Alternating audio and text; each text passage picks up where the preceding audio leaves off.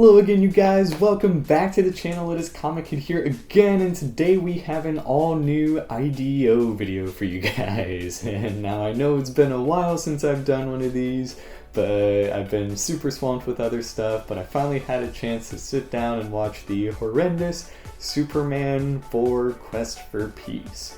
Now, this is gonna be a shorter video. I really don't have much good stuff to say about this movie, but we're gonna give it a shot. Now, as always, before we get started, be sure to check out some of the links in the description. Really helps out the channel, and don't forget to hit like and subscribe as well. It lets me know if you guys like videos just like these. But we'll go ahead and just jump right in, get started with some of the bad things about this movie. Now, all in all, the movie really suffers from a lack of coherent plot. It's just constantly changing from one storyline to another. There's a bunch of weird subplots intermixed. They're adding stuff and dropping stuff left and right, and it's just a complete and total mess. Now, Canon Films, one of the makers on this movie, is known for just kind of throwing money at stuff and never making any profit, and so it's no wonder that this movie performed poorly, but I mean, we're gonna give it a shot to try and say some good things about it. So, obviously one of the strongest suits about this movie is the return of its iconic actors such as Christopher Reeve as Superman, Margot Kidder as Lois Lane, and Gene Hackman as Lex Luthor.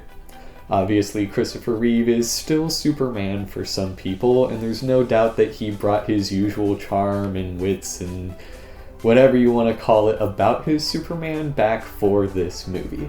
Reeves is just a shining example about what was so great about Silver Age Superman. He's very optimistic, just got a constant smile on his face, and I mean, there's, for as much bad as you can say about this movie, I mean, Reeves did what he could with this script, and there's no doubt about that. As far as Margot Kidder as Lois Lane, she's definitely comfortable in the role. You know, it's the fourth one, she's got it figured out by now, and like, yeah, they could have done a bit more for the character of Lois. She's definitely still a damsel in distress throughout this whole thing, but I mean, it's great to see her again, and I mean, the film definitely could have benefited more from some dynamics between them, but I mean, you aren't really gonna say anything bad about her Lois Lane. And then last but not least, we have Gene Hackman as Lex Luthor. Again, this movie could have been kinder to his character, but I mean, this whole trinity of cast members definitely is one of the strongest points in the entire movie. Now, moving on to our next point that's pretty universally accepted is it's hard to say anything about John Williams' score for this film. Now, John Williams himself did actually not compose this movie, but Alexander Courage did incorporate the iconic theme song, and it's hard to doubt that it's just a really, really solid theme song. Everything about it just sounds so positive for Superman as a character, and by the time the movie actually comes out, it's almost nostalgic in and of itself, despite the fact that it's a continuation of the previous three. Now, overall, the soundtrack itself could have benefited a bit more, but there's no doubt that hearing the John Williams theme does help its case overall. Now, my last positive point for this movie is also a negative, and it's that it's so frustrating because there are some really good subplots kind of like started in this movie that just never end up going anywhere, and it's almost like, why were they even in the movie in the first place? Especially towards the beginning, where you have the like seeds planted for the whole like Clark selling the Kent farm subplot. That's just some really great Clark Kent moments, in my opinion. It's some really solid acting from Christopher Reeves.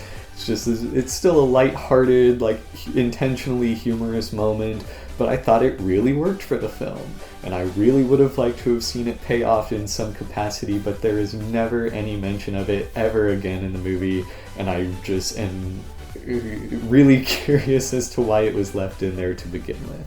And then to kind of build off of that, like I mentioned earlier, there are some points in this movie that are like so bad they're funny, and the silliness of this movie does kind of give it some entertaining redeemability, I guess I'd say. There are moments in the film that are so bad they're good, especially, you know, when you do the classic trope of like trying to be in two places at once, and you have Clark Kent quick changing into Superman back and forth while he's on 2 dates and stuff like that. You know, humor and scenes like that are almost comforting just because audiences are so familiar with them by this point. Now, you also have some pretty good laughs with Superman's, like, wall rebuilding vision. Like, I had totally forgotten about this part, and just rewatching it in the movie, I legit, like, burst out laughing because I just thought it was so ridiculous that they just made this up for the sake of the movie. And so, on top of everything, it at least got a few laughs out of me. Now, as I already mentioned, this is going to be a shorter video, and that is really everything positive that I have to say about this film. Like, I really tried, I wanted to say more stuff about it, but I really just kinda can't. That said, it is also probably not the worst superhero movie I've ever seen. At least I can say that I wasn't bored throughout the entirety of this movie, but again, in terms of overall quality, I just don't think it's very good. But that is it for today, you guys. As always, be sure to hit like and subscribe. Don't forget to check out the links in the description below, and let me know what y'all think of Superman 4: The Quest for Peace down in the comments section as well. But thank you guys so much for watching, and I will see y'all again real soon.